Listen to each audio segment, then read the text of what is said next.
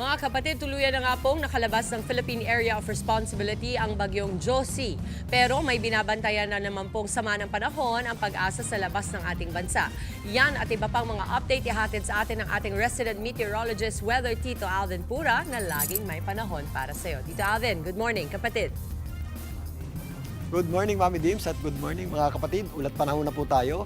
Meron tayong binabantayang dalawang low pressure area sa labas ng ating area of responsibility.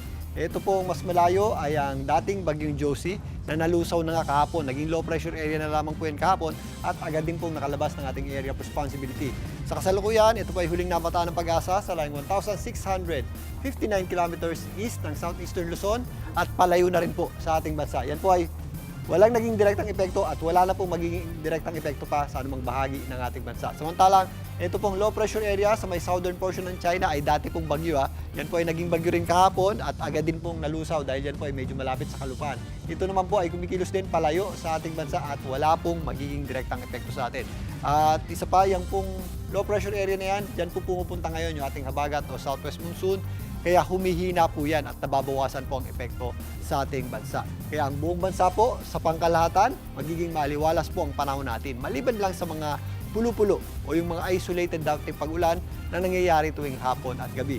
Again, mag-ingat pa rin po tayo although maganda po at maliwalas ang panahon natin, kapag meron tayong thunderstorms, ito po ay biglang buhos ng malakas na ulan, although hindi masyadong nagtatagal, minsan may kasama rin po yung malalakas na bugso ng hangin at minsan pa, meron din po itong posibleng buhawi or pag-ulan ng yelo, yung tinatawag nating hail. Dito nga sa Metro Manila, magpapatuloy po ang mainit at malinsangang panahon. Magiging maganda sikat ng araw ngayong umaga hanggang tanghali. At pagsapit ng hapon, nagiging maulap ng bahagya yung ating panahon.